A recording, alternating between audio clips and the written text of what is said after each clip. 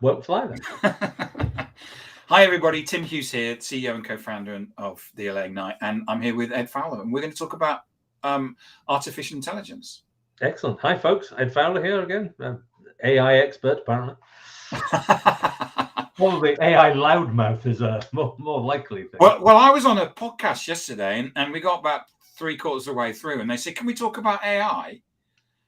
And what it was they noticed that in the name of my company there's an A in the I, so they therefore thought I was an AI expert. Everybody wants. But there again, I talked for 15 minutes about AI, so it's everything that I've learned from this. Yeah, happy day. So that's so. The reason why we run this, and we're running it until July, is really to educate. This is we're not selling anything.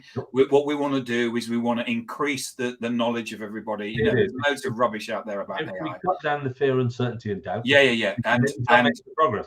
And so if there's any questions that you've got, put them in the chat. We'll answer them. Anything that you want to do, any subjects that you want us to talk about. We do have 2 subjects that we want to talk about, but if there's anything that you want to pick up on, then and the 2 articles that we want to discuss are actually, if you go to my LinkedIn profile, they're at the bottom. They're in the chat. Yeah. Thing. Excellent. Yeah. Anything you want, folks, please reach out. We'll certainly address it if we can.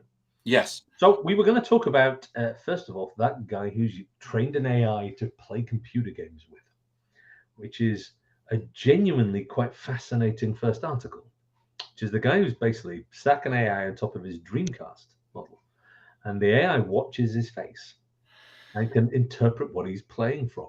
Which is it's the Verge article. Yeah, that's the one. And Lance Carr, whose gaming handle is called Gimpy G, he suffers from muscular dystrophy,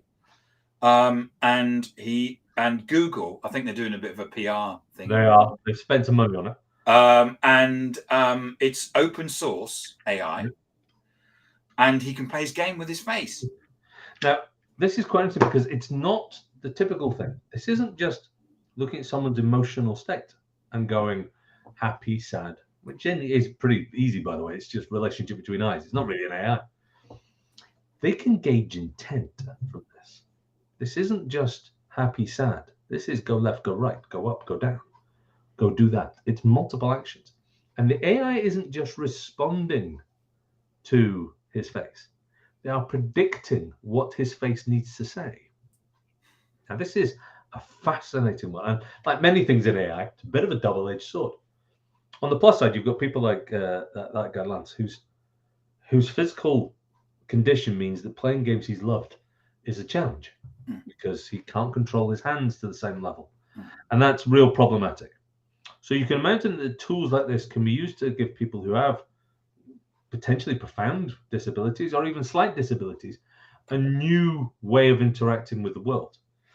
So that somebody, say, for example, who's got Bell's palsy or a palsy, cerebral palsy, can't work with their hands in the same way. They've now got new interaction capabilities. They may be able to control the television. They may be able to control effectively a very digital world. If somebody who is potentially, one of the use cases I read out was somebody who was potentially even semi-locked in, you can now use very subtle cues on the human face to actually interact with them and talk with them. And one of the fascinating use cases was neonatal care. This can understand to a degree what a baby means and what is upsetting them. Now, they may have a lot of conceptual stuff, but this is a fascinating area that using the similar technology, you can interrogate a baby's face and work out what the baby is trying to tell you, even when they haven't got words or even concepts to tell you what's going on. And the AI can intercede and predict what the challenge is. Now, that's a fascinating area of machine learning stuff. Now, on the flip side, this is where it gets a lot darker. Now, we can get, like the Chinese have got gigapixel cameras that just look at public spaces. Technologies like this can categorize every single human face they see and not just describe if this person is happy or sad based on crude facial dimensions, but what their intent is. It was used at the coronation.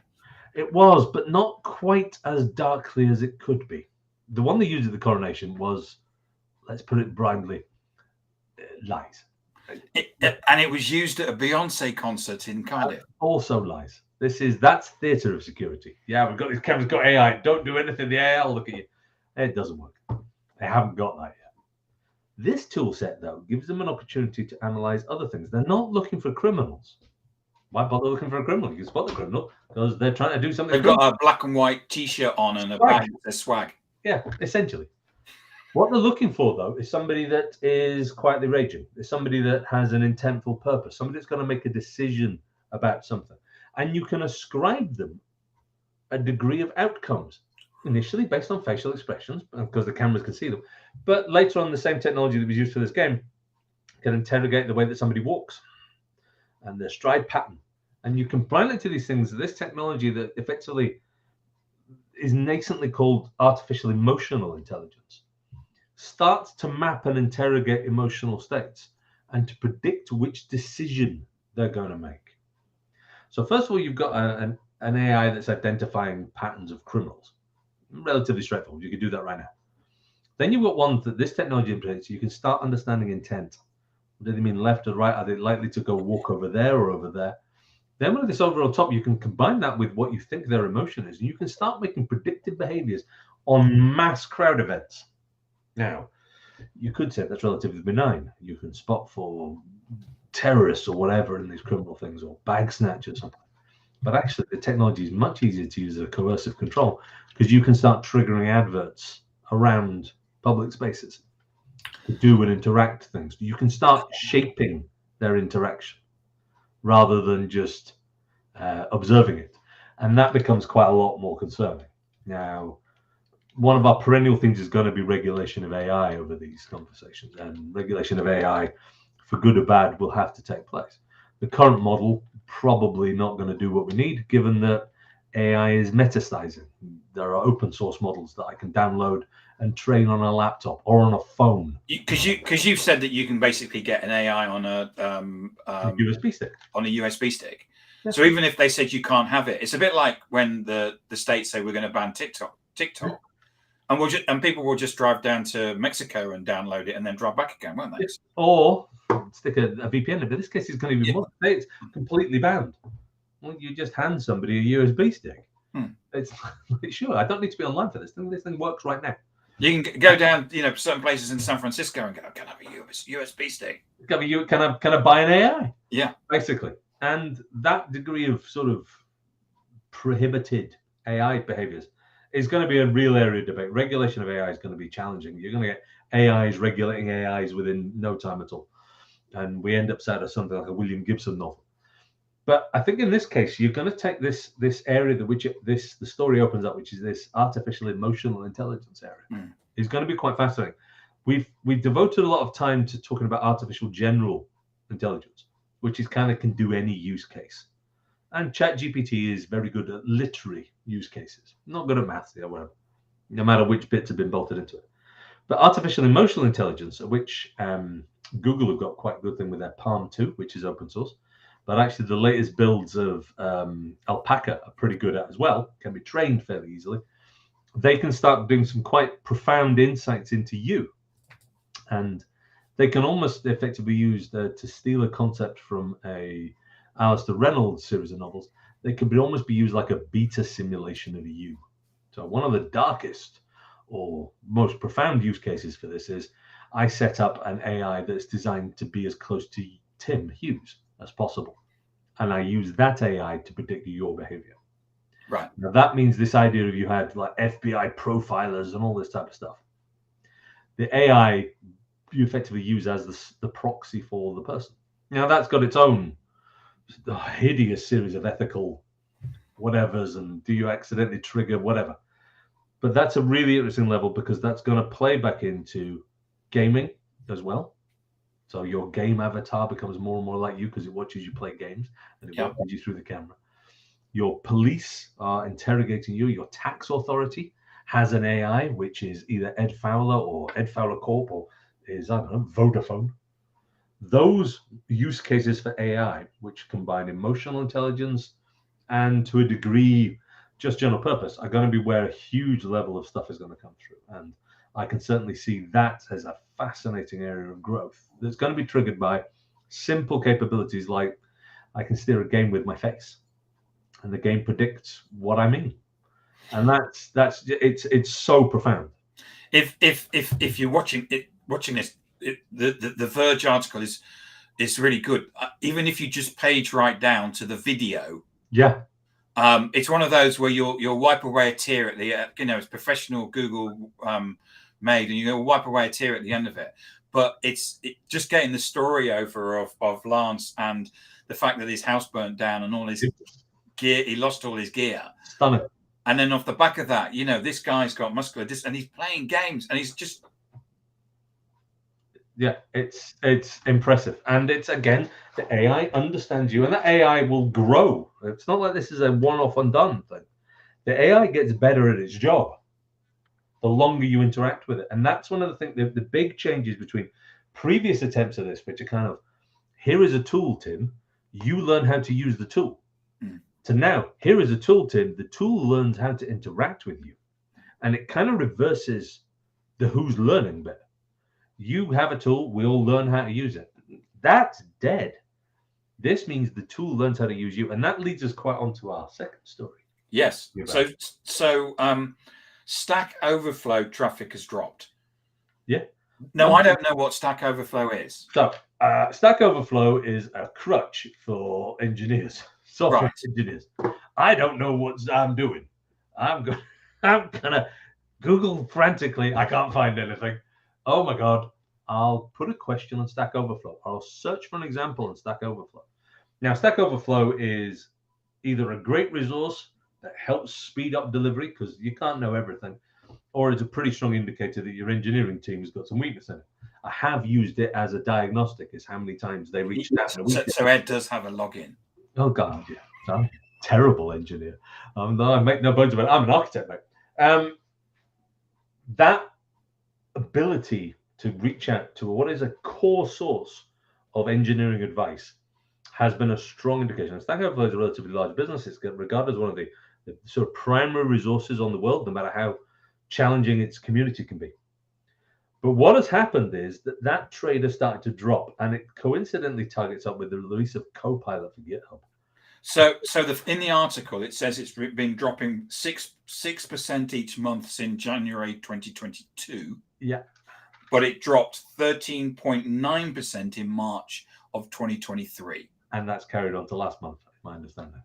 Yeah. So that means that... Which is we'll know something got launched around about that time. Yeah, which is the Copilot launch that started to get useful. And Copilot sits and helps you code. Right. Now, I have a hypothesis that the code that it produces is not great. Much of the problem with AI-produced code is it's kind of middle of the road. It's statistically trying to guess what you're going to do next. And it's a better search engine. The code comes out, it's kind of flabby. Nothing wrong with that. Copilot by itself can produce code as good as the average teenage coder. It doesn't produce code as good as a highly motivated, experienced engineer in their mid-20s or 30s. So there is a gap. It does accelerate you in producing verbiage. So if used tightly, you could say it helps the engineer focus on the bit that they need to be, which is the actual differential logic. Which is this logic that I'm having to focus in on? But what's actually happening, they're going, oh my God, I don't know how to do this. The requirements are a bit wobbly. I'll hammer some stuff into the Copilot, and the Copilot is just give me a solution. And I'll click submit, because one of the problems it has is Copilot is very good at producing code that passes the test. Not necessarily good at producing code that answers the requirement. Right. It's kind of like, now, in a perfect world, the test should be the dominant. And in fact, you should write the test before you write the requirement. You should be moving towards test-driven design and then behavioral-driven design and all sorts of stuff. But what tends to happen is the test is slapped together. People go, oh, great, and create the code that just passes the test. Now, this is going to be some fascinating areas, because you're going to get essentially what's called like an AI arms race. You're going to have AIs producing code. And then in the support teams, you're going to get AIs doing support calls, and later on, site reliability engineering is going to be strongly AI leveled. So you're going to be calling AIs who are potentially, we don't really know what their incentivization model in this is, creating more and more code that just passes tests. And you've got AIs in the support calls handling more and more calls automatically. And you can get this weird synergy that because you've got two slightly mistuned AI incentive models, they're just generating more and more traffic. And what you're going to have is the world's busiest coding team producing huge amounts of semi-articulate code. And you're going to have a support organization that's handling billions of support calls automatically. But in general, your code base just gets bigger. It doesn't get better. Yeah. That's where the challenge has been. So my challenge has always been with the use of Copilot. It's in the wrong part of the engineering value chain. AIs aren't very good at code, no matter what anybody says. They just aren't. You can say, and there's people give me, oh, Ed, what about this example? Great, it does a bit of code. Try making that productionizable. Yeah.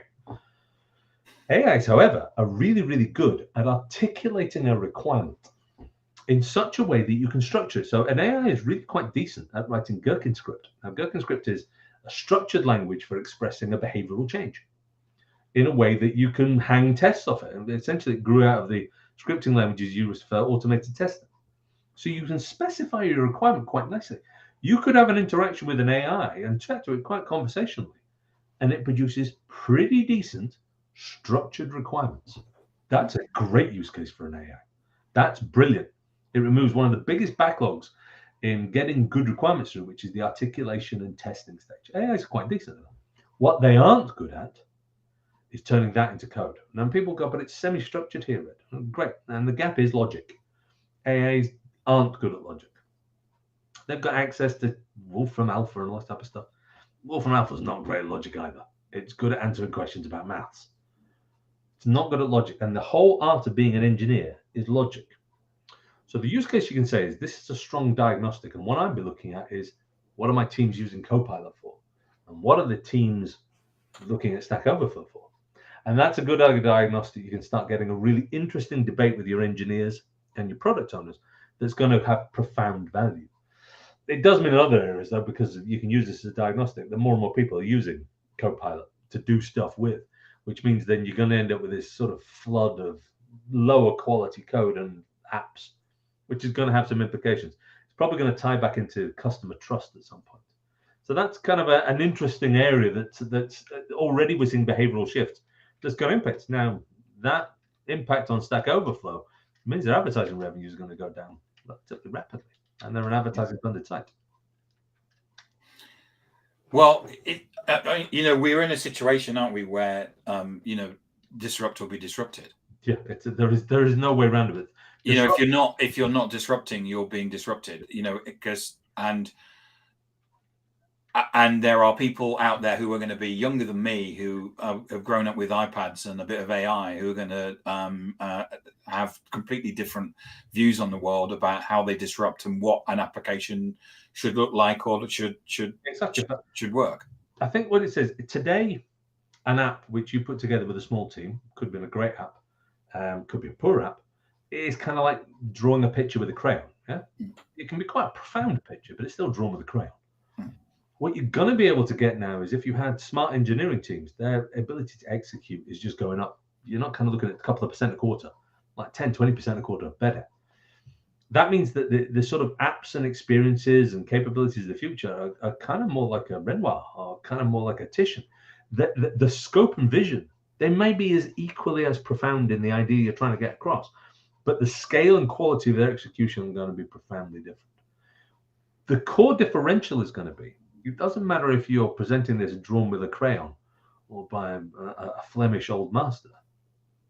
The idea you're trying to represent is still the core creativity is still important, because there can be some beautifully executed paintings that are less profound than a cave painting on the wall in the soap. And that is going to be where the differential and the disruption is. If your ideas and vision are good, you've now got more easy routes to market than you had before. Your ideas, if they are still good, are still going to make an impact. So the ability to disrupt is now the differential. A lot of what we're hearing is either you're disrupting or you're going to be disrupted. And people are focusing on the I'm going to be disrupted bit. What they're not actually hearing is the first part is you can use this to disrupt massively more easily than you are going to be disrupted. Now, if you're just a business that's going la la la and doing nothing, then yeah, you're going to be disrupted. But the moment you start down the journey of embracing this, your ability to do changes is just going up. You don't necessarily need coders. The AI can produce perfectly working code. It just might not be very good, but it works, and it might be better than no code or no app. And that's where you could start today. If you were a small scale retailer, you could be getting your sustainability efforts off the ground using this. If you were an online seller, you could be producing much richer marketing copy. If you were trying to create new products, you've now got an easy source of analytics to suggest ideas. That's all available to you right now at almost zero cost. Yeah. So that disrupt bit becomes way easier. Yes. The disrupt bit is only do nothing. Well, Ed, thank you so much for coming on and for that. Kind of a rant from me this week. I think well, I would have, if it wasn't valuable, I would have stopped it. So if I'm kind of feeling if I'm learning something, it's educational, and that's what we're about. So thank you again. I mean, they're two fascinating subjects. The one about the Project Game Face from Google, I just think it's just amazing. It's amazing, and huge potential for good and bad on that one. So Tim, great to speak to you. Thank you so much, Ed, and Andrew. Thank you for tuning in, and if there's anybody else tuning in, we'll be back again. I think are we back again in 2 weeks' time? 2 weeks' time, I think we are. Yes, we are, right. Thanks, everybody. Thanks all.